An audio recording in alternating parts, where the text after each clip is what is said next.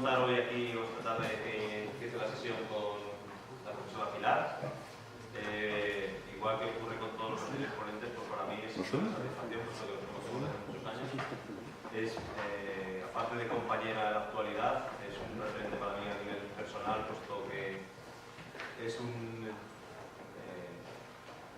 persona trabajadora, con muchísima dedicación a su empeño profesional, y así lo vais a poder ver hoy simplemente en lo que nos viene a presentar relacionado con la salud postural de los escolares y el papel que juega la educación física al respecto.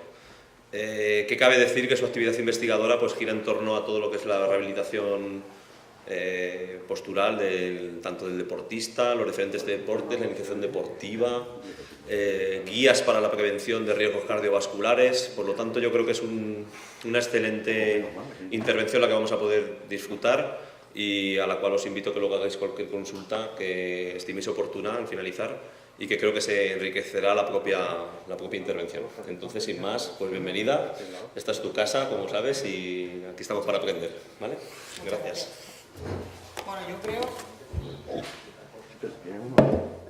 yo creo que me voy a ir abajo, por eso de que soy futbolera y en el banquillo uno estar quieto le cuesta. Pero bueno, antes de irme abajo y ver, ¿no?, la pantalla y ver cómo nos ubicamos, pues quisiera agradecer pues a toda la organización del Congreso por haberme invitado. Para mí, Sixto, Jesús y todo el equipo que tenéis la suerte de que estén aquí, en Cuenca, pues son referentes a nivel académico, profesional. Y independientemente de que haya épocas que publiquemos con más impacto, menos impacto, pero si algo me une a ellos es que desarrollamos nuestra labor para la profesión. Y esto para mí es muy importante, porque los que vivimos dentro del mundo de la academia percibimos a veces quizá grandes académicos, pero que muchas veces no miran por nuestras profesiones. Y finalmente, si algo formamos en las distintas facultades, sean, ¿no?, maestros, enfermeros, o sean graduados en ciencia del deporte, entrenadores, son profesionales. Y yo siempre valoraré, independientemente, insisto, de que podamos publicar por las áreas temáticas a veces artículos de más impacto o tengamos años donde, bueno, parece que bajamos un poco el nivel de producción, pero realmente no se está bajando o se están desarrollando otras cosas, pues es lo que más valoro de Sixto y de todo el equipo que está aquí en Cuenca, en Toledo, con el grupo PAFS, ¿no?, que nos une también, la doctora Susana Aznar Laín, si tenéis o habéis tenido la oportunidad de escucharla, de leerla, pues es un perfil similar, ¿no?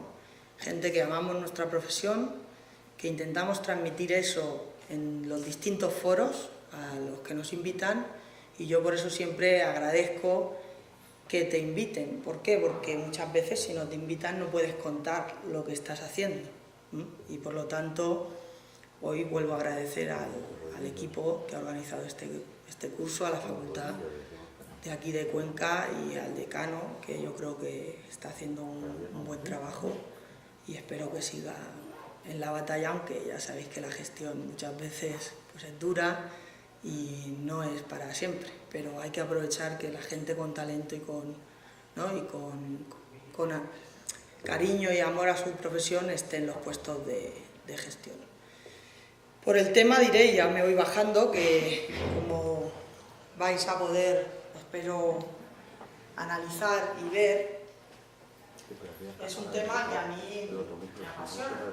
De hecho, mi tesis doctoral, yo creo que es un micrófono. ¿Un micrófono? ¿Me escucháis bien? ¿O pongo el micrófono? Ah, vale, pues, ¿pongo? Vale.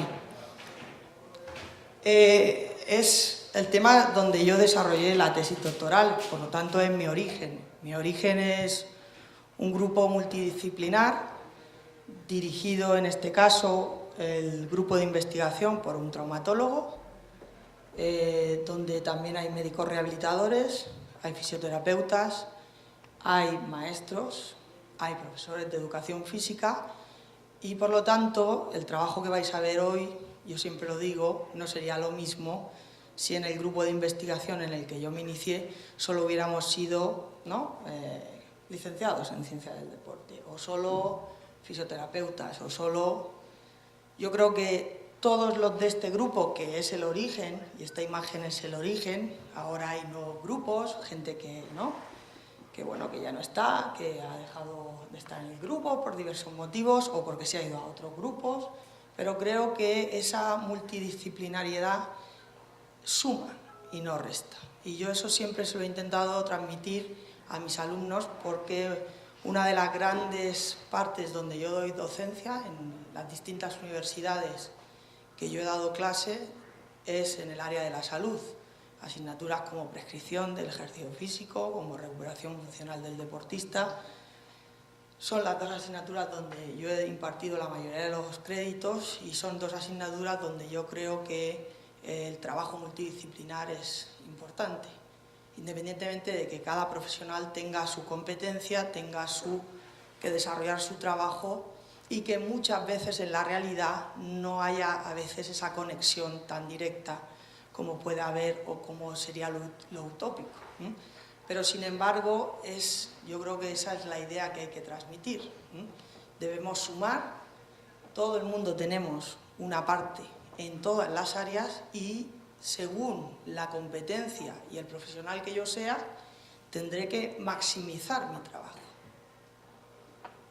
Y eso es lo que yo intento transmitir. Insisto, todo lo que yo he podido desarrollar profesionalmente, académicamente, sobre educación postural no hubiera sido igual si yo no tengo dentro de mi grupo, dentro de mis directores de tesis, dentro de mi núcleo más cercano, a distintos profesionales, todos ellos expertos en columna vertebral, traumatólogos, rehabilitadores, fisioterapeutas, maestros, etcétera, etcétera. Y por lo tanto esa es una visión que yo quiero dejar y por eso me gusta poner el origen. Evidentemente, si hablamos de salud, del desarrollo, hoy en día quizá porque hay, por los profesionales que se han formado en las facultades, pues parece que hay como, y por la gravedad del tema evidentemente, y yo he desarrollado algunos temas sobre obesidad, parece que la obesidad es el único problema que puede tener el escolar y que hay que prevenir. Pero es que hay otro tipo de problemas, con mayor prevalencia de patologías, seguramente, que la obesidad. Y esto no quiero ponerlo en relieve para quitarle importancia al tema de la obesidad, que la tiene. De hecho, yo, siendo de aparato locomotor, hace ya 5 años puse en marcha una iniciativa que se llama Programa Salud 510 y es un programa dedicado a ejercicio para niños obesos de 5 a 10 años, con sobrepeso y obesidad. Entonces, pero sin embargo, he hecho en falta muchas veces en estos foros el otro gran problema, o de otro gran problema que pueda haber, porque yo siempre tengo a la salud mental como otro gran problema. Quizá en la infancia y en la adolescencia no está, no sé, con cifras tan altas como luego en la, ¿no? Pero también la salud mental es un problema que nos atañe a todos y que el ejercicio físico también tiene mucha parte en la prevención y en el tratamiento. Por eso yo hago hincapié en que la salud postural, la salud del aparato locomotor, es algo que no es menor y ahora lo veremos. Y por supuesto felicito a los directores del curso por contar también con esta ponencia que va a tratar sobre la prevención de la patología de la educación postural, ¿vale? Evidentemente, esta es una noticia ya antigua y dice: la mitad de los escolares de la región padece dolor de espalda. Si la mitad de los escolares padece dolor de espalda, es un problema. No es un porcentaje menor, es más, vamos a ver porcentajes de patología, porcentajes de dolor de espalda, porcentajes de cortedad de la musculatura isquiosural, que es la más valorada, que hacen que esas cifras tengan que abordarse, que no sea una cosa menor, e incluso mayor prevalencia de esas patologías a veces que del sobrepeso y la obesidad. Por lo tanto, insisto, debemos abordarla dentro del área donde trabajemos. Los maestros dentro del aula, los profesores en secundaria, los profesores o maestros de infantil, como yo ahora pondré un vídeo, lo que puedan sumar que sumen, pero está claro que si algo se desarrolla desde el inicio es la postura. El desarrollo ontogénico es clave en los primeros años. Por eso yo, siendo licenciada en Ciencia del Deporte, la muestra de mi tesis doctoral se abordó en primaria. Y por eso yo, los programas que luego he desarrollado, los inicio, aunque sea utópicamente a veces, desde infantil. Independientemente de que mi alumnado principal se vaya a secundaria. Pero no pretenderé que sea solo el de secundaria el que aborde eso porque yo doy clases, ¿no? No. Hay que abordar. ¿Es el maestro el de infantil el que está con los escolares? Que lo aborde. Dentro de su competencia, dentro del currículum, dentro de su aula. Y yo, como investigadora y profesional experta, tendré que ayudarle a que sume, porque lo que es la realidad es que se pasa muchas horas con ese escolar. El de primaria igual. Cuando llegue a secundaria, lo ideal que sería que ese alumno, ese escolar, ya venga trabajado desde infantil, desde primaria, y eso me permitiría que en secundaria pues pudiese trabajar con una progresión o pudiese abordar unos niveles distintos a los que se abordan ahora, que muchas veces ¿cuáles son? 0. Y yo le digo a los maestros y a los profesores, mal, muy mal, porque el currículum te lo exige. Ya, pero es que claro, cuando tú lees esto, podrías interpretar, no, tú lo interpretas, porque quizá no te sientes, no sé, competente, te gusta más el atletismo,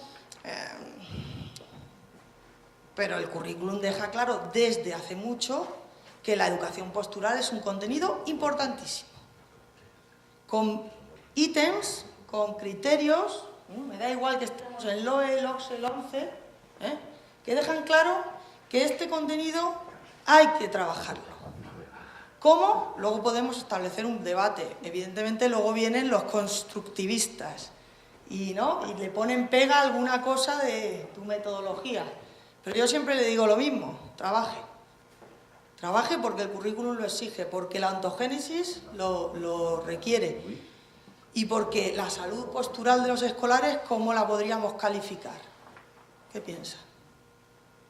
¿Es buena, mala, nefasta? Pero nefasta. E insisto, la ontogénesis se desarrolla desde el principio.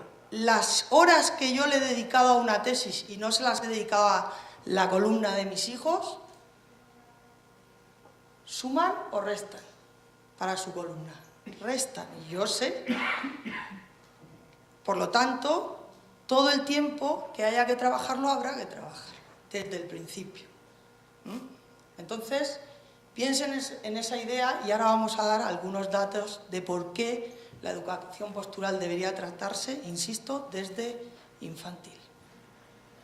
Evidentemente, las cifras del dolor de espalda, lo hemos dicho, son cada vez peores. Y además, en la mayoría de los estudios, que son más o menos similares, las cifras aumentan ¿con qué? Con la edad. Pero es que ya hay dolor de espalda en niños de primaria. Es que ya hay un niño de primero de primaria que te dice que te duele la espalda. Ya hay niños que dejan de asistir a clase porque han tenido que ir al médico porque les duele la espalda. Antes era casi impensable. Cuando se hacen resonancias magnéticas o alguna radiografía ya se ve inversión de los espacios discales. Y eso es porque ha habido 2 vértebras que están sobrecargando un disco. Eso no se crea así como es. Seguramente, ¿por qué pasa eso?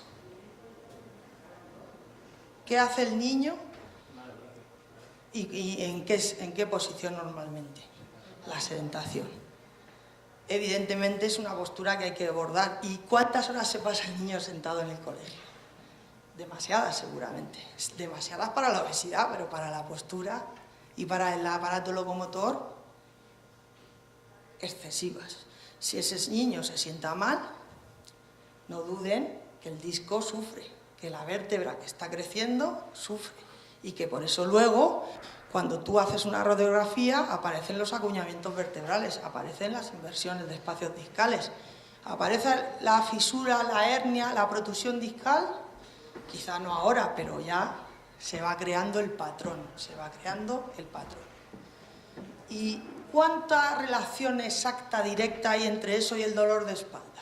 Que es lo que siempre, ¿no?, se intenta buscar la investigación. Pues no lo sé, pero la tiene. Me da igual a mí, no hoy aquí, y lo digo en todos los foros. Hombre, si la relación es 100% directa, será más relevante que si la relación es 40, ¿no? Pero ese 40 requiere la misma importancia que el 100%, para mí. ¿Por qué? Porque al final el dolor, la lesión, es multifactorial y no podemos controlar todos los factores en una sola investigación.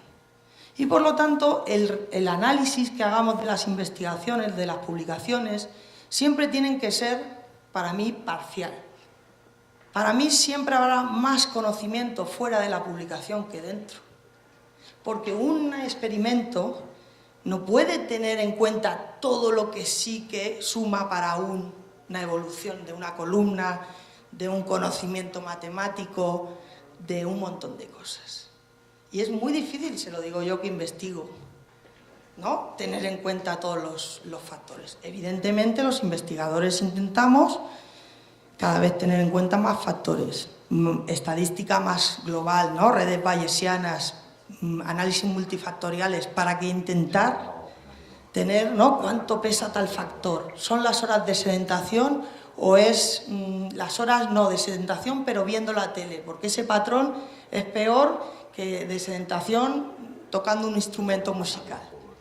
Bien, y para eso tenemos que trabajar, pero aún así hay muchos factores que están influyendo en la columna, desde cómo ha dormido en la cuna, desde cuántas horas ha gateado. ¿Las podemos contabilizar? No. Bueno, vamos a introducir en un cuestionario que la madre no nos conteste si ella cree que su hijo ha gateado mucho, poco. ¿Su respuesta va a ser realmente 100% exacta? No. Y sí ha podido influenciar mucho en el morfotipo que tenga, en la ontogénesis, en su evolución. Y así un montón de factores. Por eso yo les recomiendo, ahora que está muy de moda seguir solo la publicación y lo que diga, que tengan en cuenta esos resultados siempre de forma parcial, que hay más conocimiento fuera que dentro de un artículo, y que lean las cosas y pónganlas en contexto, ¿vale? Pero lo que está claro es que hay un problema, no solo de dolor de espalda, que lo hay, y si hay dolor, los que hay aquí ¿no? Aquí sé que hay fisios, enfermeros, no sé si hay algún médico. Si duele algo es porque hay algo. El dolor no aparece así porque así. Alguien podría decir, bueno, hay un efecto ahí placebo, que hay gente que yo creo que no es más. Pero si hay dolor psicológico, pero si hay dolor, es como si hay inflamación. Si hay inflamación, tiene que haber algo. Una articulación no se inflama porque sí, ¿vale? ¿Qué me dicen de la columna vertebral? Pues yo les digo que nuestro grupo de investigación, insisto, donde hay grandes investigadores, grandes profesionales, llevamos estudiando la ontogénesis, cómo diagnosticarla, cómo evoluciona con la edad, distintos métodos diagnósticos, y luego veremos nuestra parte, qué hacer desde la educación física. Y dentro de esa evolución de más de 30 años de investigación, pues hemos visto lo siguiente: que la prevalencia de las alteraciones del plano sagital, del plano frontal, en un principio podríamos afirmar que se están manteniendo en todos estos años. Sobre todo las curvas escolióticas de más de 5 grados, si ya te vas a más de 10 grados, más de 20 grados, los distintos estudios nos dan la información de que se ha mantenido esa patología, ¿vale? Sin embargo, ¿qué pasa con el plano sagital? No tenemos esa perspectiva. Tenemos la perspectiva, tanto en la publicación como en la vida profesional, que la prevalencia de patología ha ido en aumento. Donde antes hipercifosis estructuradas había un 1%, un 2%, dependiendo de los estudios, dependen mucho de si han utilizado radiografía, un método clínico, si han valorado en T4, en T1, Stagnara, Bradford, distintos estudios. Pero hay una evolución hacia el aumento de patología en el plano sagital. Fijaros, estos datos son de un estudio que hemos denominado Programa Isquios y que ha valorado a 741 escolares hace 3-4 años, allí en Murcia. Y es un ejemplo de una muestra importante. Valoramos el plano sagital en bipedestación, que es como lo valora casi todo el mundo. La normalidad. Niños, niñas, total. Los niños o los escolares de la región de Murcia tienen una normalidad de la cifosis dorsal dentro de un porcentaje del 70%. ¿Qué opinan sobre ese porcentaje? Por lo tanto, el resto tienen hipercifosis leve, estructurada, la mayoría leve. ¿Qué opinan? Que es mucho de patología, mucho. Zona lumbar. Son de quinto y sexto de primaria, ¿vale? Que esto hay que ponerlo en relieve también, ¿eh? Porque el plano sagital, en otros estudios que se han hecho más evolutivos, más longitudinales, se ve que la hipercifosis que tiene un niño de 5 años, si imaginaros, valoramos a un niño de 5 años y tiene 45 grados de cifosis dorsal. Esos 45 grados, ¿qué creen? Que va con tendencia natural, sin hacer nada. ¿Que va a aumentar o a disminuir? Va a aumentar, o sea, evoluciona con la edad. Por lo tanto, hay una de las tesis que fue la tesis de la doctora Pilar Andújar, que es médico rehabilitador, y que ella observó cómo esos valores evolucionaban y, por lo tanto, te decía, si ya tienes un niño con esos grados, no lo des como normal, porque va a evolucionar y, por lo tanto, pone un asterisco a ese niño, o empiézalo a tratar o hace una prevención, porque esa hipercifosis va a aumentar, ¿vale? Fíjense en la zona lumbar, parece más normal, ¿no? Tenemos la normalidad que está en casi el 90%. Estos datos están medidos con inclinómetro, ¿vale? Que también hay que decirlo, aunque en teoría la medición con inclinómetro, distintos tipos de mediciones clínicas y los rangos que se utilizan están acordes con luego la radiografía, ¿vale? Aunque siempre la evaluación radiográfica disminuye un poco la patología. Pero ¿cuál es el elemento previo a una radiografía? La evaluación clínica, ¿vale? Bien, evidentemente son cifras que ya nos hacen encender el piloto. Y esto yo puedo asegurar que medimos a los escolares de Cuenca y va a ser igual. Medimos a los escolares de Granada y va a ser similar. Pero fíjense, desde hace mucho tiempo, el doctor Santonja, quien lo haya leído, la doctora Andújar, nos dicen que el plano sagital no solo se valora en una posición de bipedestación, que para determinar el morfotipo raquídeo, que es de lo que estamos hablando, hay que valorar ese raquis en como mínimo 3 posiciones. Una de ellas es la bipedestación, pero también hay que valorar la flexión de tronco y, como veremos luego, también hay que valorar la sedentación. Porque, entre otras cosas, en niños más pequeños, tú puedes valorar la bipedestación y, aunque parezca que no, los rangos de normalidad, que ese niño esté normal. Este niño, con el inclinómetro, con flechas sagitales, es normal. Aunque parece, ¿no?, que tiene ahí un morfotipo alterado. Los rangos son normales. ¿Y qué observo yo en este niño cuando hace la flexión de tronco? Pues su raquis, su morfotipo, en este caso en flexión máxima del tronco, no es normal. Y por lo tanto, estos grandes profesionales nos advierten: cuando tú veas este morfotipo en flexión de tronco o en sedentación, independientemente de que la bipedestación sea normal, no puedes dar a ese niño como normal. Tiene una patología. ¿Cómo se llama la patología? Pues habrá que decir, pues no lo sé. No viene en el libro de Capagni, no viene en el de Lesur, no viene... O sí viene definido. En nuestro grupo de investigación, en otra tesis, que es la tesis de los datos que estoy enseñando, que es la de Collazo, es otro médico rehabilitador que trabaja en Albacete, en el Hospital General Universitario, pues se describen todos los morfotipos, todos los distintos morfotipos que según la valoración del morfotipo raquídeo en bipedestación, flexión de tronco y sedentación, tú tienes un diagnóstico, y que no es lo mismo que este niño sea normal en BIP y aquí tenga un morfotipo alterado, que esta niña tenga hiperlordosis en BIP y en flexión de tronco tenga una hipercifosis lumbar.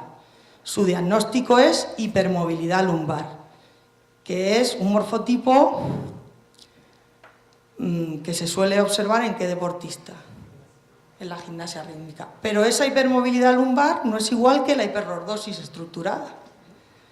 Y nos advierten. Todo esto es importante para luego también prevenir. Cuanto más sepa de lo que hay que prevenir y luego tratar, mejor aplicaré mis programas, mejor sabré dar feedback como maestro, profesor, fisioterapeuta, médico en el diagnóstico, en el seguimiento, ortopeda. No es lo mismo hacer un corsé para la hipermovilidad lumbar que un corsé para una hiperlordosis estructurada. Y yo así lo transmito. No porque yo quiera hacer corsés, pero lo sé y sé que es importante.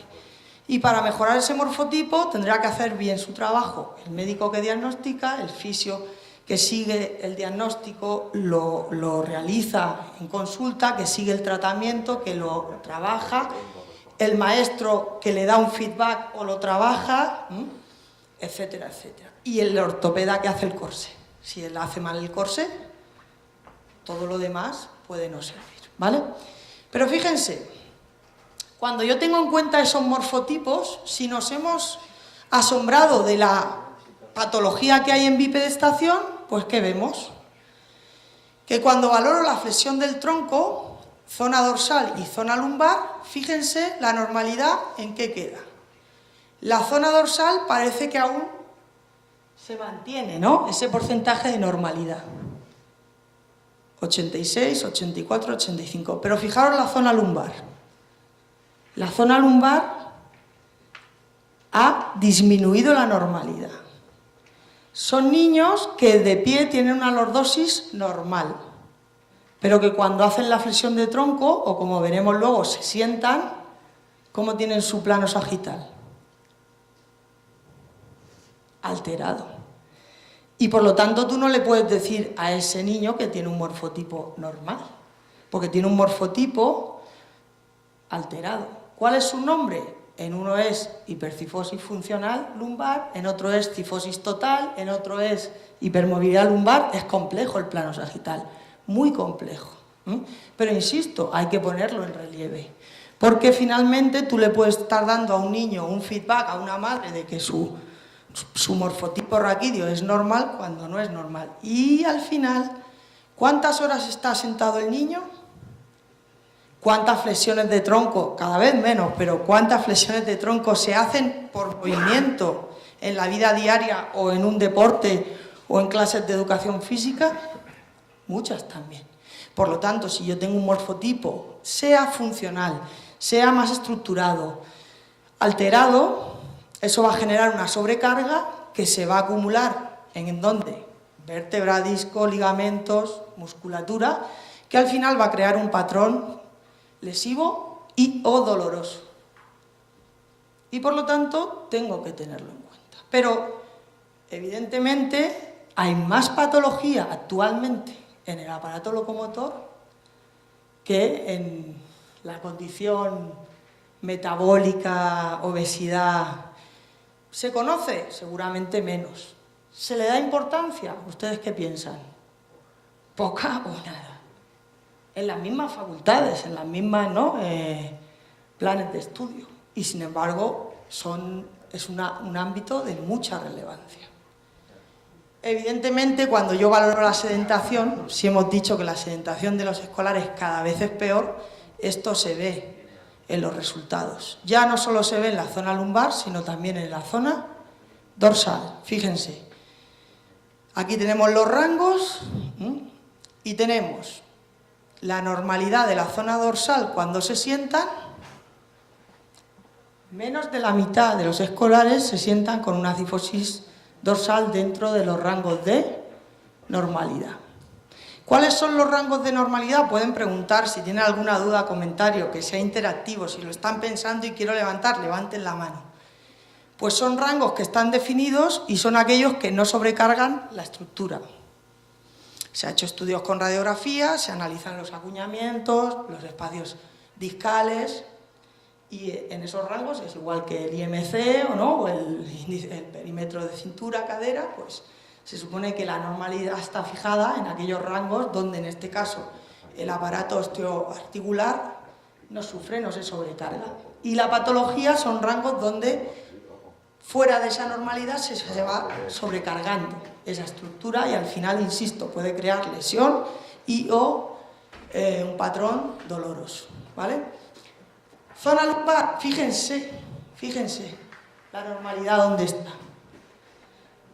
Solo el 7% de los niños tienen la zona lumbar dentro de la normalidad.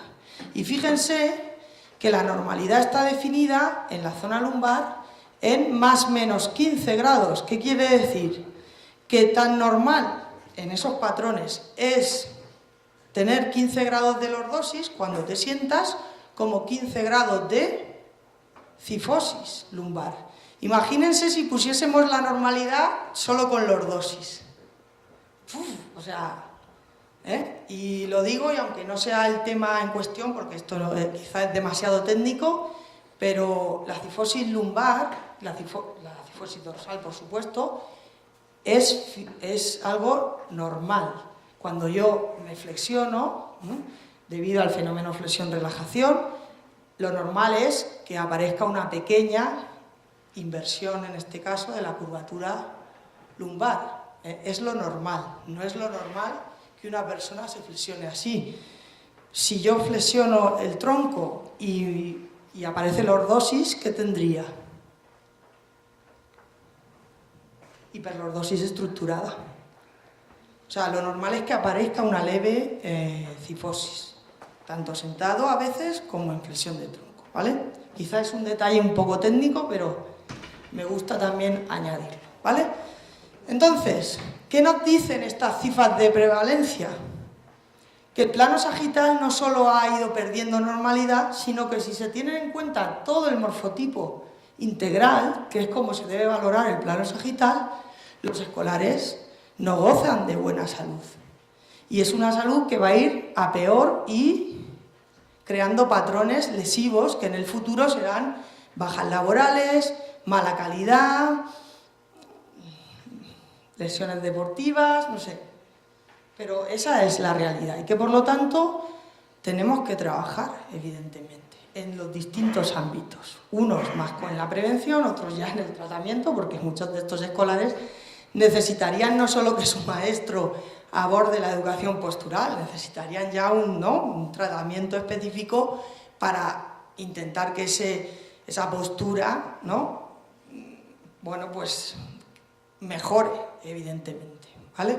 Entonces, claro, fíjense, de esas cifras de normalidad, cuando ya se tiene en cuenta todos los morfotipos, y es una tesis que se pueden descargar, está online, como ahora actualmente todas las tesis están en abierto, pues fíjense, cuando ya combina todos los morfotipos raquídeos, que es esta tabla, pues se ve que solo el 32% de los escolares tiene un morfotipo raquídeo, que se puede decir normal.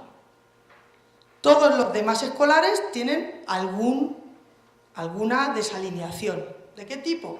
Ya les digo que son muchos tipos de morfotipo, y que evidentemente hay que tenerlos en cuenta. Pero para lo que el punto de partida de nuestro trabajo como educación postural, la cifra es alarmante. La postura de nuestros escolares, el dolor de espalda de nuestros escolares, tiene datos alarmantes y que nos deben hacer reflexionar para abordar dentro de nuestras áreas la educación postural, además de la obesidad, la nutrición, etcétera, etcétera. ¿Vale? Bien, evidentemente la importancia de la postura, ya lo decía Natchenson, no he puesto la imagen de Natchenson, pero bueno, lo pueden buscar, ¿no? La típica imagen que luego McGill y otros autores, Callahan, nos han dado más investigaciones, no solo de la postura, sino de los abdominales, ¿no? Las hiperextensiones. Pero ya Natchenson nos informaba de que la postura es importante. ¿Por qué? Porque en función de la postura que yo adopto, hay una carga o una sobrecarga en la estructura.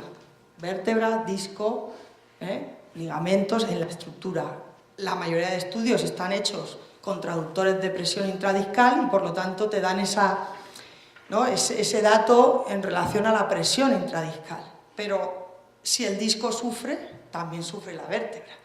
El ligamento también se está viendo afectado. Por lo tanto, la clave es esta.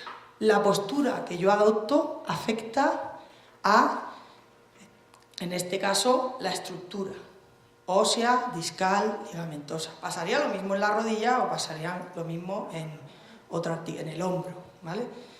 Pero esa es muy importante.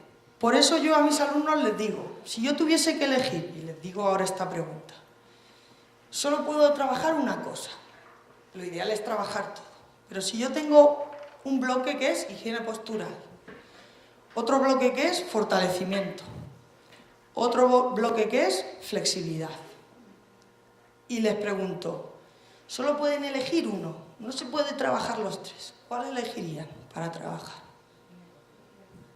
¿Por qué?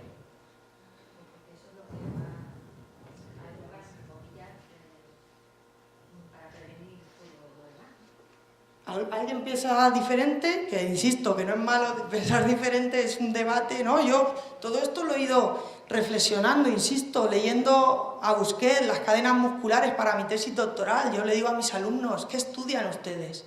¿Qué leen? ¿A qué esperan? Parece que es que hay que mandárselo, ¿no? Cojan los libros, lean, ahí está el conocimiento. Aunque Busquets y esta gente no publicasen Impacto, pero ahí está el conocimiento para entender, insisto, todo lo demás. La higiene postural elegiría yo también. ¿Por qué? Porque yo en algún momento dado, y yo suelo poner ejemplos míos, insisto, yo llevo muchos años, muchas situaciones distintas, con más estrés, más viajes, menos viajes, y yo digo, si tú cumples las normas de higiene postural, tienes mucho ganado. Porque habrá momentos que no puedas tener un buen core. En un embarazo, o no, te has despistado, has cogido, te desentrenas, no tienes un buen core. Hay que entrenar para mejorar, ¿no? Pero, ¿quién te impide tener una buena postura? Nadie. Es cuestión de conocer cuál es la buena, ¿no? Higiene postural, cuál es la postura correcta en cada momento, e independientemente de que tengas mejor, más o menos flexibilidad de isquios, de psoas, de piramidal, tú siempre adoptes la postura que diría la doctora Andújar más armónica. Porque a veces nosotros tendríamos postura correcta, postura incorrecta, pero a veces tú, por tu aparato locomotor, por X situación, no puedes llegar a lo correcto. ¿Cuál sería tu objetivo? La postura armónica, que es la postura más cercana a la correcta que tu estructura puede, llevar a cabo. Entonces, la higiene postural es muy importante. ¿Dónde debe aprender el escolar la higiene postural? Yo creo que en el colegio, sin más, o sea, pasan muchas horas en el colegio, muchas. Deben aprender higiene postural. No es normal que un escolar no sepa lo que es sentarse bien o mal, cómo se agacha, cómo afecta una variable A o B. Luego pondré una frase y luego vendrá Onofre y nos dirá, ya, pero el conocimiento no lo es todo, Pilar. Tú puedes conocer y no hacer. Sabes que el tabaco es malo y el médico fuma, ¿no? Ya, pero lo que no puede ser es que el escolar no sepa nada. Esto es mi opinión. El escolar debe saber, debe controlar el movimiento, la postura, cómo se hace un estiramiento correcto, cómo se hace incorrecto, cómo puedes hacerlo él armónico porque tiene una cifosis lumbar y no puedes exigirle la corrección porque o tiene una cortedad grado 2 de isquios. Y tiene que saber que dentro de sus limitaciones el estiramiento que tú le pides en clases de educación física va a llegar hasta aquí. Y luego, como tiene una patología, que vaya por la tarde o en las horas, ¿no?, que estipule al fisio, el médico, el corsé, porque tiene una patología más grave y se ha considerado que además de las nociones y la educación postural también tenga un tratamiento, ¿vale? Pero para mí la postura es la higiene postural es uno de los aspectos clave. Y no vale decir, no, el peso no es recomendado. Hombre, yo tengo a mi hijo que pesa más de mi 20% y mira que yo he cogido algún kilo y por lo tanto tengo, ¿no?, un margen, y ¿qué le voy a decir? No, hijo mío, no te puedo coger porque pesan más y es riesgo para mi columna. No, tengo que cogerlo, no una vez, muchas veces, con un core que se ve que lo he perdido. ¿Cómo lo tendré que coger? No, adelanto un pie, doblo un poco las rodillas, me acerco la carga al cuerpo, porque insisto, no solo lo tengo que coger una vez, no, es mi hijo y lo tengo que coger muchas veces. Y por lo tanto tengo que resguardar mi columna para que se mantenga intacta, ¿vale? Esta niña es de mi tesis doctoral. ¿Cómo tiene su morfotipo? Muy alterado. Evidentemente no es misión mía, como profesora de educación física, corregirle ese morfotipo, pero está en mi clase, ¿eh? Y tiene que aprender educación postural, tiene que hacer estiramientos, tiene que trabajar la postura. Evidentemente esa postura está relacionada no al 100%, pero con una relación alta en lo que luego va a ser un perfil lesivo y o doloroso. Independientemente de que haya estudios que te digan que los hay, que no todo el mundo que tiene, ojalá fuese así de fácil, ¿no? Todos los que tienen el morfotipo raquídeo alterado tienen hernia y los que lo tienen normal no tienen patología. ¿Qué te dice la bibliografía muchas veces? El que tiene dolor y el que no tiene dolor lumbar tiene el disco tocado y en unos duele y en otros no. Ojalá fuese más fácil. Pero lo que está claro es que la postura afecta al patrón doloroso y al factor de riesgo. Cortedad isquiosural. Evidentemente la musculatura isquiosural es de la flexibilidad, de los músculos relacionados con la flexibilidad, la más estudiada. ¿Por qué? Pues por la rotura de fibras a nivel deportivo, es la de mayor prevalencia en lesión, y luego por esta relación. Este dibujo de la tesis del doctor Ferrer en 1998, que les recomiendo que lean también, donde estudió la relación que hay entre la cortedad de la musculatura isquiosural y las repercusiones a nivel lumbar, con radiografía, con el test Gold Standard, el EPR. También valoró otros test, popliteo, dedos planta, dedos suelo, LH, FX, LV. Pero la clave de esta tesis fue que hizo un análisis con radiografía del riesgo, ¿no?, del daño, y determinó en 1998 con curvas ROC cuáles eran los límites de esos test. ¿Para qué? ¿Para qué quiero tener yo un límite en esos test? Venga, ¿quién me contesta? ¿Para qué quiero yo saber si la normalidad está en 80 grados en el EPR, como dicen algunos autores, el mismo Kendall, o 85, o 70, o 75? ¿Cuál es la clave? Venga, a decir algo. Saber la relación que tiene ese dato que yo tengo con la repercusión, en este caso, raquidia. Esa es la clave. No estamos utilizando estos test para ver si puedo llegar a gimnasia rítmica, que tienen 150 grados en el EPR o 140, o los futbolistas que suelen tener 90, algunos menos, pero los de élite suelen tener, aunque parezca que no, bastante en comparación con esa muestra. No, yo quiero saber qué es lo que determinó en esta tesis doctoral, qué relación directa hay entre mis 80 de EPR y la repercusión raquidia.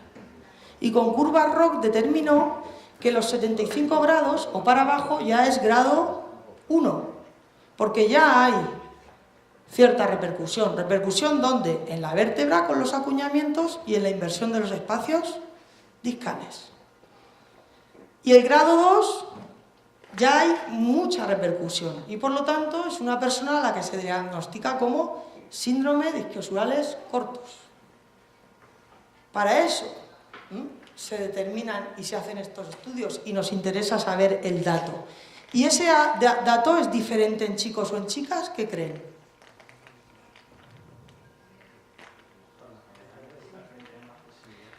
Suelen tener más flexibilidad, pero ¿de qué hablamos ahora? De repercusión. Y por lo tanto, ese dato es igual para chicos que para chicas. A partir de 75 grados en el EPR empieza ya a ser real la repercusión de la cortedad, de la falta de extensibilidad isquiosural sobre la columna.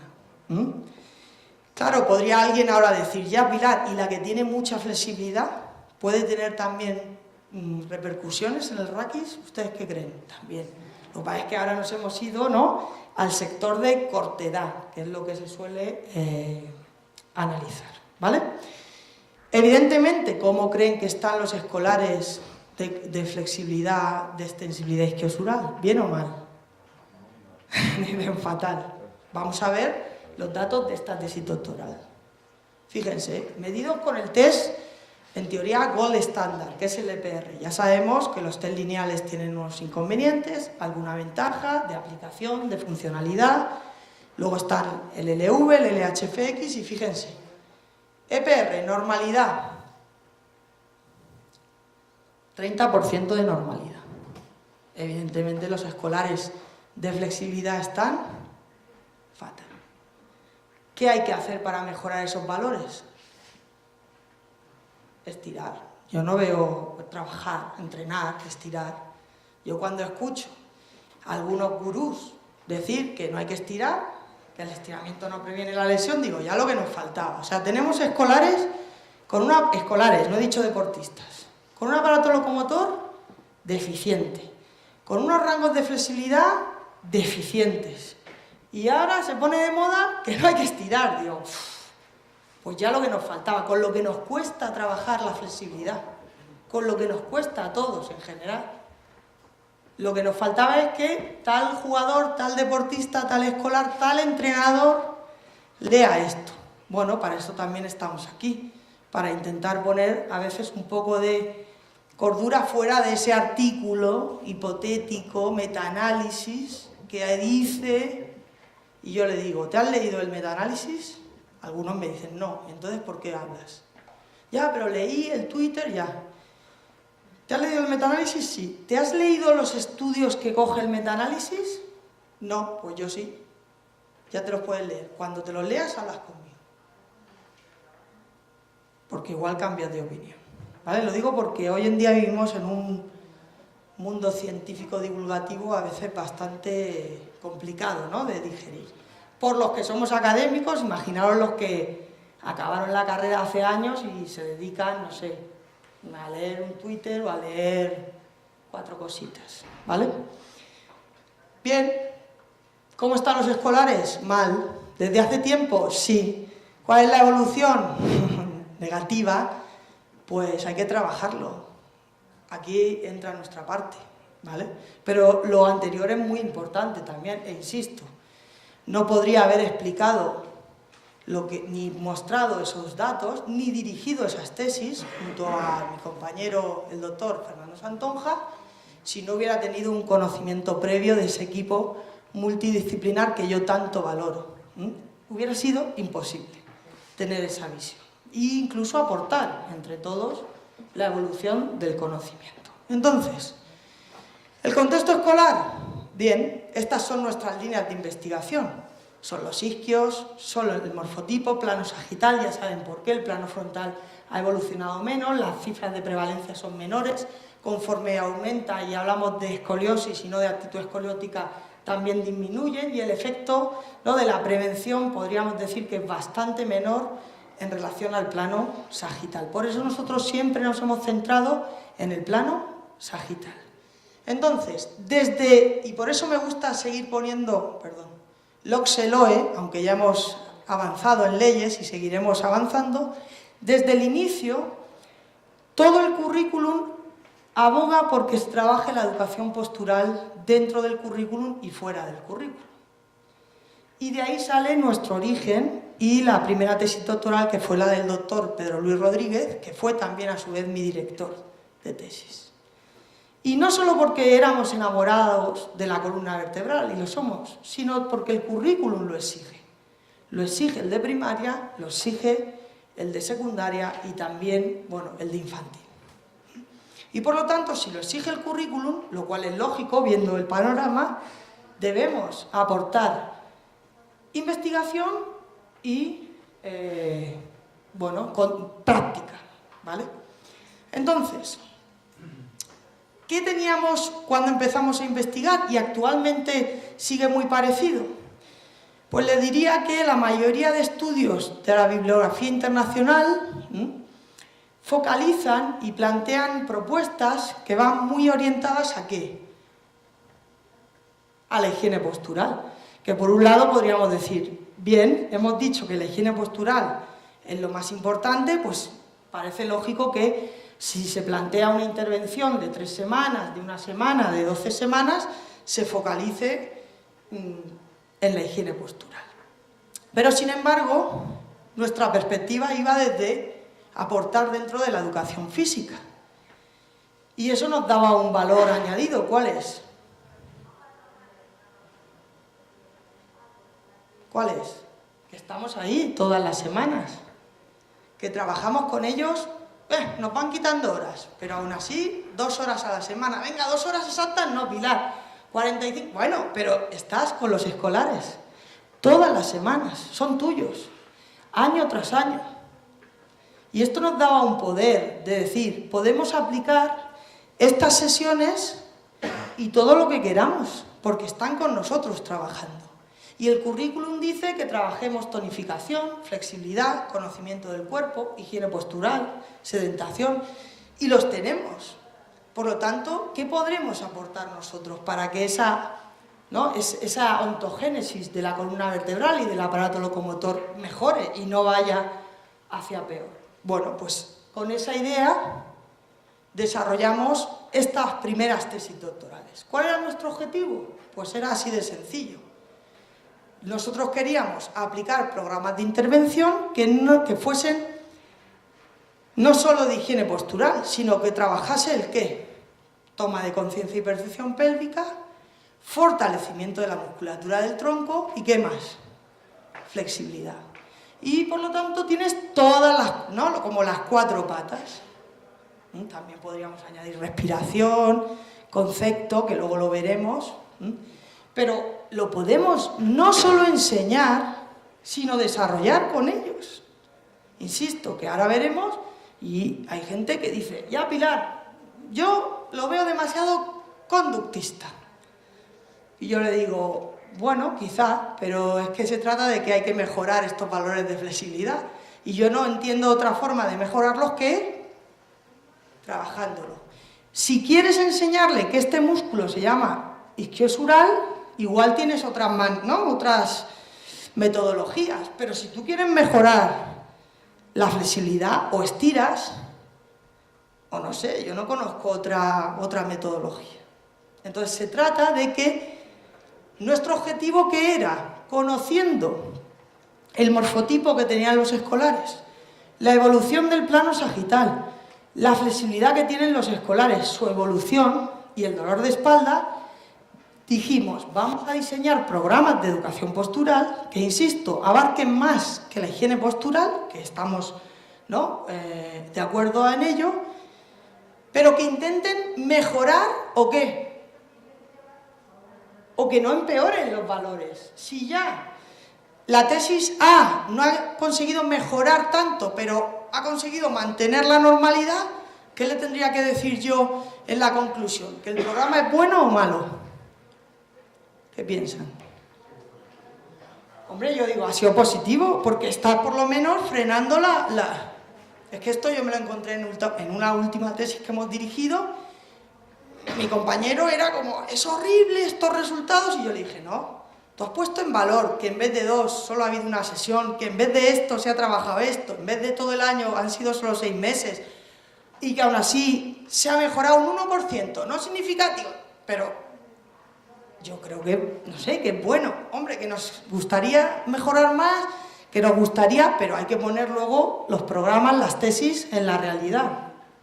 Eso es complicado. Una cosa es una tesis y otra cosa es la realidad muchas veces. Por lo tanto, yo le doy un valor positivo, porque ya estás frenando la involución, ¿vale? Y ese era nuestro objetivo, y yo siempre lo remarco, porque, insisto, no es lo mismo pretender mejorar los rangos de movimiento, la flexibilidad, mejorar el fortalecimiento del tronco con el test de Sorensen u otro test, que decir, no, mi objetivo es que conozcan que esta curva se llama dorsal, que conozcan, no es lo mismo. Seguramente ni siquiera los programas que tú diseñes pueden ser parecidos, seguramente.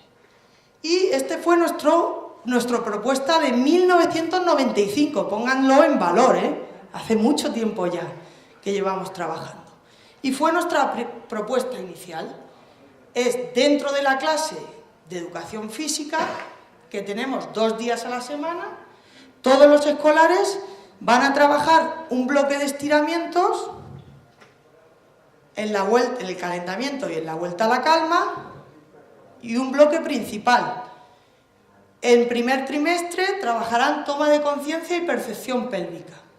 En el segundo trimestre, 5 minutos de toma de conciencia y percepción pélvica y 5 minutos de fortalecimiento del tronco para musculatura abdominal y para vertebral.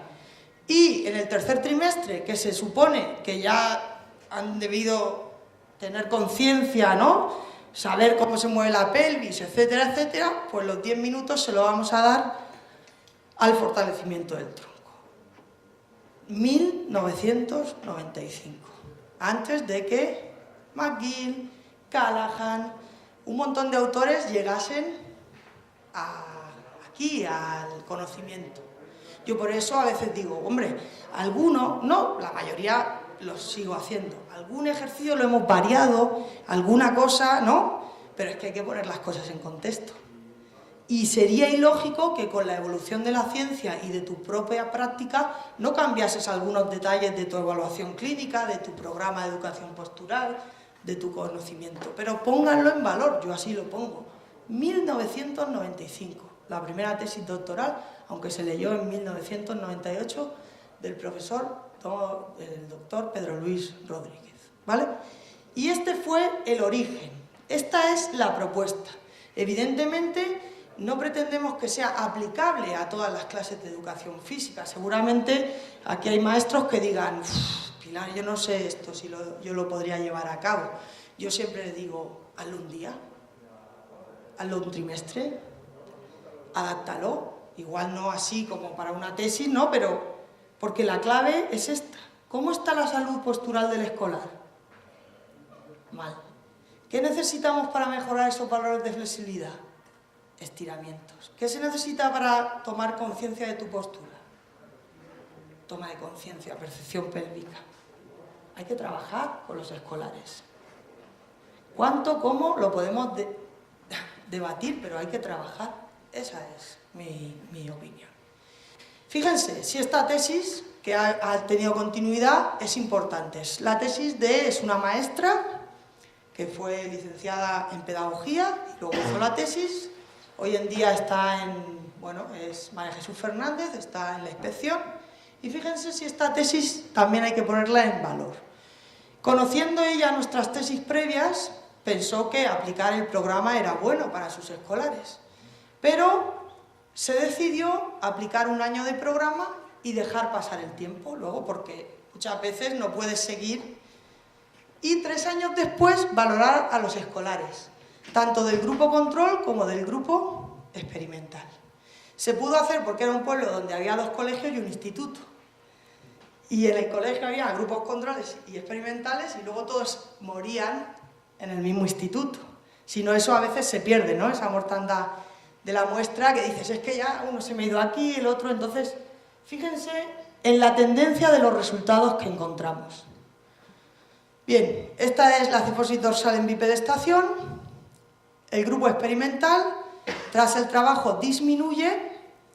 Esto es normal o hipercifosis, la media. En normalidad, o sea, que de la media, la media. De normalidad se ha ido a más normalidad. Eso hay que tenerlo en cuenta a veces en las investigaciones. No ha sido significativo, pero bueno, si se mantiene la normalidad, es bueno. No pretenderás que lo normal se baje a más, ¿no? Pero es bueno. Pero fíjense la tendencia es la de que siempre hemos encontrado. Cuando hacemos el año de educación postural, los valores más o menos, en mayor o menor grado, mejoran. Y el grupo control tiende a ¿qué? A seguir aumentando, porque hemos visto que era la tendencia que venía. Claro, ¿ese grupo control hace educación física? Sí, pero no introducen un trabajo específico, ¿vale? Hacen educación física, igual, su diseño curricular, ¿vale? Bien, cifosis dorsal en BIP, la lordosis, esto es importante, yo siempre lo digo. No hay tantos cambios en la lordosis. ¿Por qué puede ser? Son de quinto, sexto de primaria. ¿Cuál es la primera curva que cierra su crecimiento? La lumbar. Por lo tanto, quizá ya es tarde, no tarde, pero pónganlo, ¿no? Ya es tarde para encontrar más cambios, por lo tanto, igual hay que trabajar antes, porque la lordosis, la curva lumbar, cierra antes su crecimiento. Los listeles son los primeros en encerrarse y, por lo tanto, quizá sea tarde. Tarde digo, y esto yo lo hago reflexionar, insisto, porque yo doy clase para secundaria, pero no aspiro a que ellos sean los primeros en que trabajen la postura. Debe trabajarse en infantil, debe trabajarse en primaria. Y con la columna lumbar pasa eso. Cuando hemos hecho las tesis en secundaria o a final de primaria, nos encontramos que es difícil en bipedestación cambiar las curvaturas y sobre todo la curva lumbar, ¿vale? Bien, bueno, evolución de la cifosis dorsal en sedentación, similar, fíjense. Disminuye el grupo control, ahí hay una ligera tendencia a mantenerse, a bajar un poquito, pero ¿qué estamos viendo? Este es un año después. Cuando se deja de hacer el programa, ¿qué suele pasar? Que vuelve hasta 3 años después que se encuentran. ¿Cuál puede ser la conclusión, la reflexión de este trabajo? Aquí viene la LHFX, bueno. ¿Cuál puede ser su conclusión de su tesis?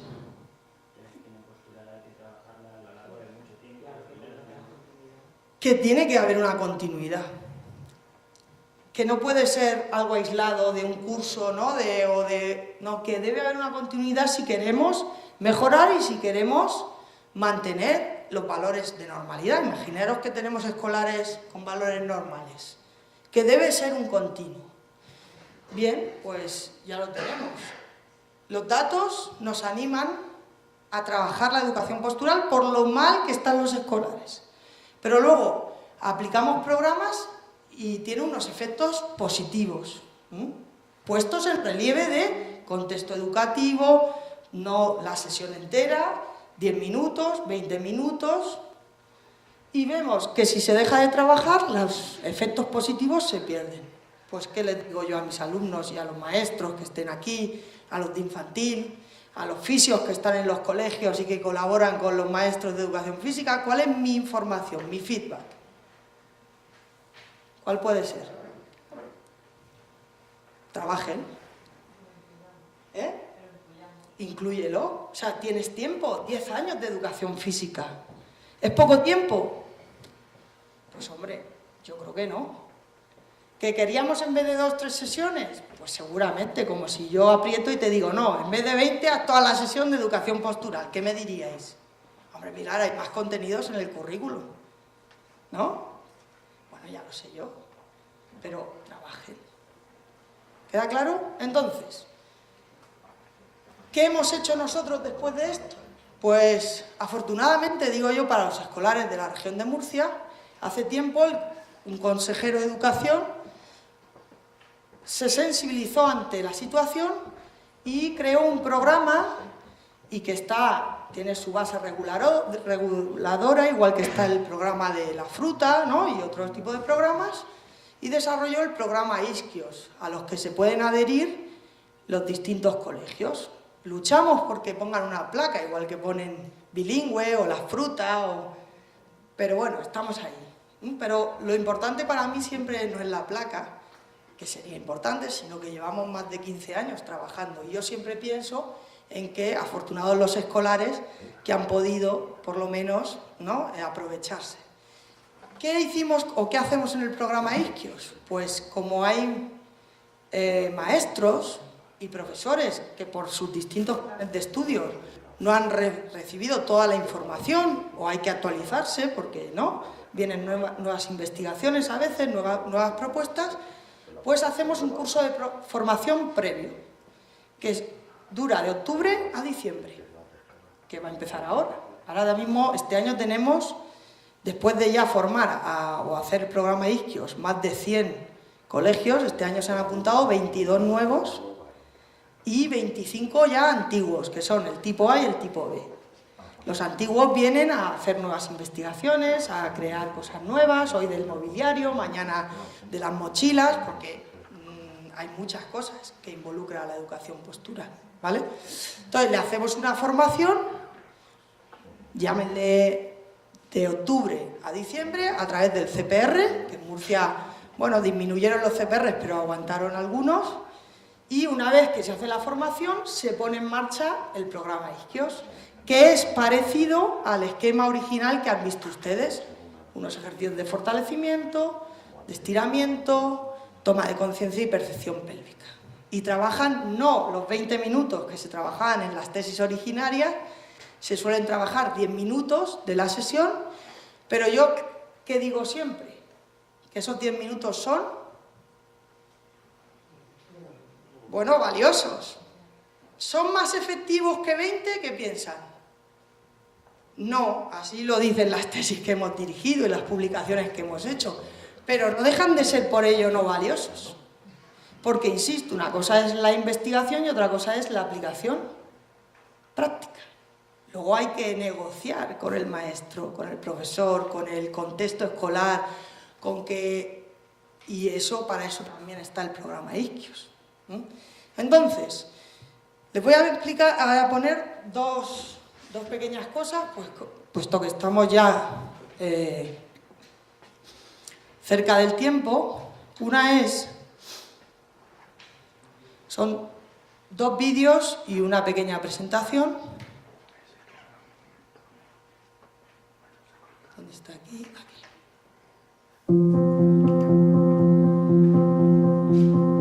Esto no deja de ser un vídeo del programa Isquios. Insisto, esto sería la parte que va después de la investigación, que quizás sea la más importante. Independientemente de que mejoremos 10, 15, sea significativo, yo he luchado porque en el colegio de mi hijo, El programa Isquio es un programa Isquio que nos llenaba. prevención e intervención en el que se busca reducir la altísima frecuencia que hay Doctor de Fernando malas posturas Santonja, que adoptan nuestros escolares. que tiene una página web pues, bastante interesante para todos. Traumatología, rehabilitación, fisioterapia.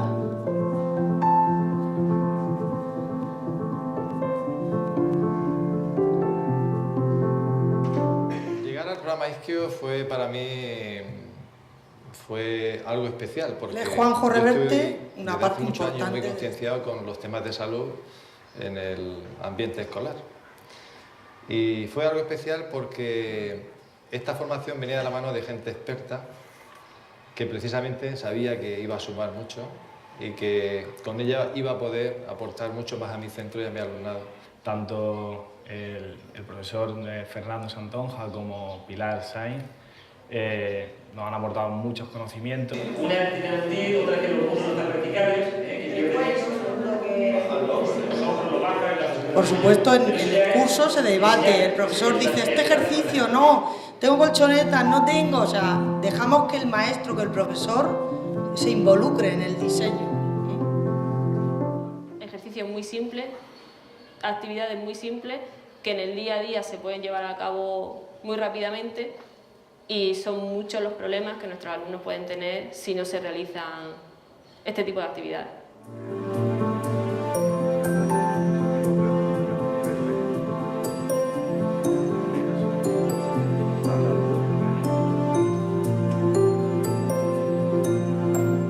Sorprendido es la gran aceptación que ha tenido por los alumnos, porque en principio creía que iban a estar un poco reticentes, pero no, he visto que ellos lo han acogido bastante bien por su idea de poder mejorar su salud. Quiero felicitaros, que os he visto una actitud positiva de trabajar. Evidentemente, el programa, vosotros lo hacéis todos los días, es un programa corto, es un programa que tiene o escoge un número corto de ejercicios, pero que lo sepáis, son beneficiosos para vuestra espalda, para vuestra salud, y hay que hacerlo todos los días. La gran suerte que tenéis vosotros es que desde la educación física, gracias a vuestro profe, maestro de educación física, lo vais haciendo. Bueno, y esa soy yo, que evidentemente, como lo que soy, quiero darle importancia porque no todos los maestros están convencidos en que es su papel y los beneficios que puedan tener. Y evidentemente, la prevención en nuestro contexto, pero no todos están convencidos. Y yo por eso, como lo hacemos el doctor Santonja, altruistamente vamos, apoyamos, quizá habría que ir más con el consejero, más con el político de turno, pero evidentemente hay gente que sin realmente, aunque le den medio punto, no sé lo que le dan o no le dan nada, pero que por convicción va, se forma, ¿no? Aplica programas y yo creo que merecen la pena que estemos allí, aunque seamos el sector más académico. Y ese sería un vídeo, este sería, tengo 3 y ya acabo, este sería otro similar en el que yo propuse, a ver, no, aquí, perdón.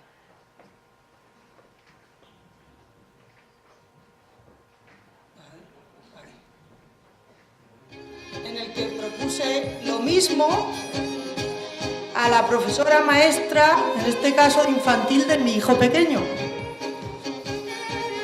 Es un vídeo que está hecho, ¿no?, como para intentarle explicar a ella dónde podría, pequeños detalles, porque ella me decía, Pilar, yo estoy perdida, ¿qué me dices? Pero yo intentaba hacerle ver que en sus clases, con sus proyectos, que para mí es una persona que trabaja fantásticamente, pues tenía mucho que decir también en la educación postural, no en el aula, dentro del aula, cuando hacen asamblea, en primero de infantil, en segundo, luego van cambiando. En asamblea metes un detalle, cuando están sentados, y en las clases de psicomotricidad, si se llaman así o como quieran llamarlas, pero al final su objetivo es y si no, que me corrija, ¿no? Las personas más en este tema, que los niños, aunque sea solo una hora, que me parece evidentemente poquísimo, se muevan, aprendan a moverse, aprendan patrones motores, pero ella tiene algo que decir también, ¿no? Entonces, en esa idea, bueno, hicimos unos pequeños pinitos, ya les digo que le costaba verlo, y luego mi sensación es que todo maestro, todo profesor, todo profesional, cuando se convence, al final lo lleva a cabo, y eso se transmite en los escolares. Y los escolares responden siempre bien, siempre. Independientemente de que el estiramiento A, uno lo hace mejor, otro peor, este mueve mejor la pelvis. Bueno, eso es trabajo diario, eso es trabajo diario. Entonces le hacía ver cómo dentro de ese ámbito de la psicomotricidad, de infantil, también se debía trabajar, porque sus columnas están sufriendo el qué. ¿Qué están sufriendo ya esas columnas? La mala sedentación, el sedentarismo, o sea, lo están sufriendo. Y tenemos muchas cifosis lumbares que son por ontogénesis normales, fisiológicas, pero que van a acabar siendo patológicas. Y quinto de primaria ya es tarde, mucho más secundaria. Y por último, bueno, este es un hijo mío, tengo varios, académicos, reales, imaginarios, al que no le dedico mucho tiempo, quizás le debería dedicar un poco más. Se llama Iyaka Onofre. Onofre, como me quiere, me perdona. Bueno, hablaría del conocimiento, que está relacionado también. Bueno, lo voy a poner y ya acabamos, porque creo que es importante. De esto hemos hablado, lo he comentado antes, el profesor Contreras y yo, ha venido, siempre que lo llamo viene, ¿no?, a muchas tesis doctorales que yo dirijo o que algunas hemos dirigido conjuntamente, y me gusta también escuchar otras opiniones, otras perspectivas, y esa es la clave de la investigación, luego ponerlo todo en su valor, pero con la idea de que el conocimiento es importante, cosa que no habíamos abordado en estas tesis que os he enseñado. También creamos unidades didácticas específicas y programas cuyo objetivo es mejorar el conocimiento. ¿Y por qué mejorar el conocimiento? ¿Por qué creen?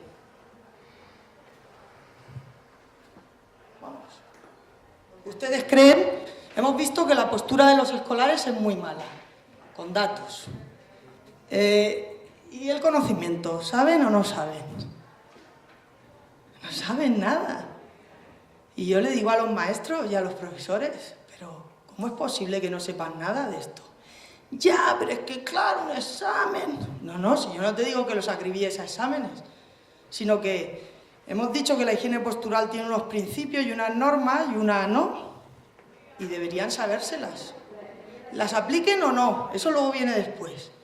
Pero ¿cómo es posible que yo le haga un examen a los de secundaria, validado, diseñado, expertos, y suspendan? Suspendan en flexibilidad, uno de los contenidos que hay que desarrollar por currículum. Suspendan en conocimiento, este es el de tercero porque estaba secuenciado, en fortalecimiento del tronco. ¿Cómo es posible? Aprueba este curso en higiene postural, seguramente porque es la que más, ¿no?, la que siempre se da.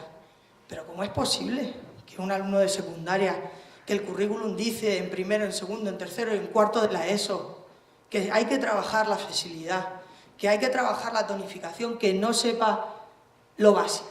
Ya, mira, es que eres muy dura, mira qué preguntas has puesto. Hombre, muy dura, ¿no? Si en historia bueno, antes, ahora ya no sabemos lo que estudian, pero se estudian todos los reyes habidos y por haber, todas las montañas, todos los ríos, todos. Que mínimo que sepan que esto es cuádriceps, que se estira así, que esto es anteversión y anteversión, no otra cosa.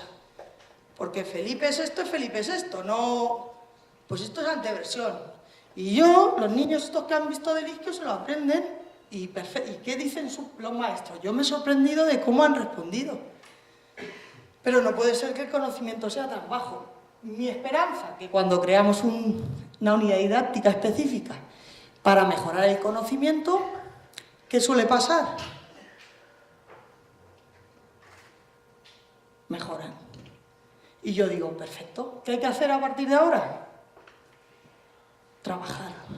O sea, el niño mejora, más, menos, pero mejora, no empeora. Bueno, aquí te estoy dejando trabajo más conductual, más de flexibilidad, más de core, más de... trabajo para mejorar el conocimiento. Y recuerden, mira las puntuaciones, en una tesis también recomiendo leerla, el 90% de los alumnos, de 250 alumnos de secundaria, suspenden en un test de 0 a 10. Es grave, o sea, es un porcentaje grave de suspensos. En primaria, en secundaria, hemos hecho test para todos los cursos, teniendo en cuenta el currículum, teniendo en cuenta nuestros conocimientos, que a veces no son acordes con el currículum, no siempre. Y fíjense, esto me gusta, es una alumna que decía el otro día una compañera mía, me gusta cómo lo ha intentado explicar. Y es por aquellos que piensan que el conocimiento no lo es todo, ya lo sé, yo también lo pienso, pero es básico. Y dice, la transmisión de conocimientos es importante, tanto si las intervenciones se llevan a cabo de forma más práctica como si las llevan a cabo desde un enfoque teórico. Distintos autores afirman que para que se produzca un aprendizaje significativo debe existir una conexión directa y clara entre las nuevas experiencias que se presentan y los conocimientos previos. Si bien muchos autores afirman que conocer algo no es garantía de que se ponga en práctica, otras muchas investigaciones constatan que el conocimiento es el primer paso. Por lo tanto, señores, no se olviden del conocimiento, es importante. El alumno debe aprender cosas y deberíamos evaluarlo, no para atribillarlos a hacer exámenes en educación física. Bueno, pero tendrás que saber lo que están aprendiendo, 10 años de educación física. Y que yo les haga este test y no sepan, para mí es grave. Es de reflexión, como yo le digo a los maestros, a los profesores. Yo te doy todas las herramientas más prácticas, más teóricas, con más dibujos, menos, para que mejores su conocimiento, voy allí, pero mejora, porque cuando ellos trabajan, los niños, los escolares, mejoran. Y con esta idea de que es difícil la educación postural, y ya acabo, ahora sí que acabo, aunque insisto, pues hemos hablado del programa Isquios, del programa Mochilas, aunque no he dado algunos datos, pero también lo tenemos. Pues, bueno, entre que me iba a Toledo, venía, hacía una cosa, hacía otra, pues yo veía que a veces los profesores, los maestros, cuando también les preguntábamos por qué no trabajaban la educación postural, porque hay muchos maestros que no la trabajan, me decían que no tenían material, que no sabían cómo trabajarla, que era algo como muy feo para los escolares, que se veían un poco perdidos, ¿no? Porque, oye, la cardiovascular, un balón, un juego, y el Pilar, ¿y ahora qué? A estirar. Y todos terminan los alumnos y se van para otro lado. ¿Y cómo estiro? ¿Y me duele? Bueno, pues en esa idea también coincide con mi maternidad, porque todo influye, evidentemente, ya les he dicho, el grupo de donde vengo y lo que te va pasando en la vida. Pues yo un día digo, aquí hay que hacer algo, hay que aportar algo más que nos dé como el empujón final para que la educación postural, si quiere el maestro, el profesor, el médico, el fisio, todos trabajan en la educación postural, tengan herramientas para desarrollarlo. Porque, insisto, yo he trabajado y sigo trabajando con muchos fisios, en escuelas de espalda, con rehabilitadores, y sé lo que cuesta que un niño lleve el corsé, que vaya a la escuela de espalda, o sea, hay que hacer algo. Y un día, y este es como una historia, estos son dibujos de mi hijo, el mayor ahora, pues pienso que hay que hacer algo porque además los niños, cuando hablan con sus madres y padres, pero sobre todo las madres, estamos ahí siempre, ¿qué suelen un escolar, un niño, cuando su madre le dice algo, qué suele crear? Rechazo. Siéntate bien. ¿Y el niño qué hace? Se cae. Si te das la vuelta, no comas esto. ¡Fum! Además es algo, ¿no?, que muchas veces que se lo diga a otra persona, pero si te lo dice tu madre, rechazas solo. Bueno, con esa idea, pues digo, aquí, esa soy yo, ese es mi hijo, luchando. ¿Siéntate bien? No. ¿Qué es el maestro igual? ¿Haz esto? No. Y el escolar cada vez más rebelde. Pues se me ocurre, pues, algo que en este caso, por mucho que Quique no hace caso, ¿qué suele pasar al final?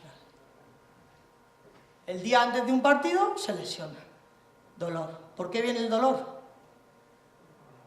Malas posturas, un movimiento desaconsejado, una carga demasiado elevada, un movimiento, a veces carga pequeña, pero un movimiento descontrolado, ¡pum! Lumbalgia, dolor, etcétera, etcétera. Entonces, ese día, cuando se pregunta qué puedo hacer, pues aparece un amigo del colegio que lo había escuchado pero no le había prestado atención, que es Vertebrin.